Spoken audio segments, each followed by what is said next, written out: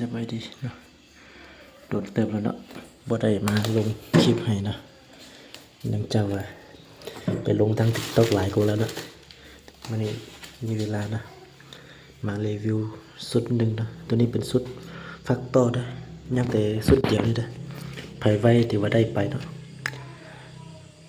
ฟักต่อนะตัวนี้เขาจะใส่อันถัง BSA แล้วก็ใส่กล้อง BSA แล้วก็ใส่ถังคาร์บอนให้เลยเนาะอัดเสียงเนาะงามแบบนี้เลย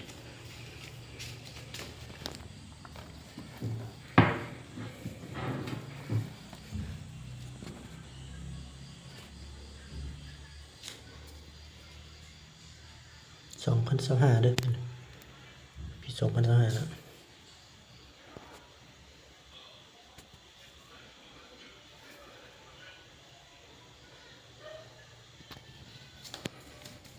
ดูคร่าวๆนะ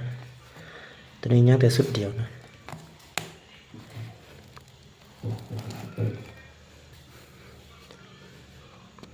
ฟักตัวนี้ตัวนี้เขาใส่ให้ของท็อปให้เลยเนาะตัวนี้นะกล้อง PSA ถังคาร์บอนให้นะส่วนราคาเหมือนอยู่ใน11,500,000กีบเนาะซ้ำกับตัวท็อป A นะคล้ายๆคือกันนะคล้ายๆคือกับตัวท็อป A เลยนะแต่ว่าลูกค้าจะมักไปมักมันเนาะบางคนก็มักท็อป A บางคนก็มักอันตัวฟักตัวนี่นะแต่ว่าตัวนี้เหลือแต่สุดเดียวนะ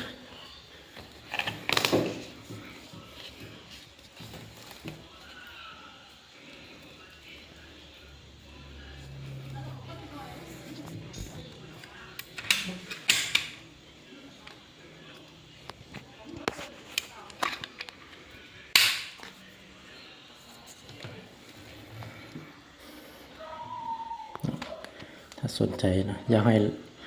พวกเขาลองแล้วก็ตั้งกล้องให้พร้อมเลยลองยิงแล้วก็ตั้งกล้องให้พร้อมก็ได้เนาะเขาจะเห็นให้พร้อมเลยนะทุกครั้งที่ฝากไปเขาจะซูมให้ฮอดเลข10เนี่ยนะซูมลงให้ฮอดเลข10เพื่อกดสอบว่าเพื่อกดว่ามีลมหัวบ่อนั่นเนาะมีลมหัวออกบนใดบ่นะถ้ากดสูบลมแล้วก็ยิงเป่าหั่นน่ะ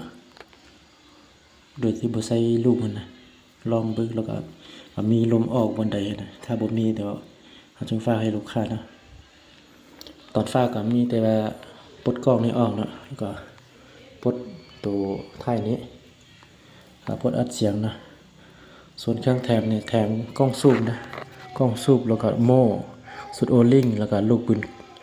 กับหนึ่งเนาะคืออันตัวพันนาเนาะแถมให้ครบถ้วนคือกันเนาะ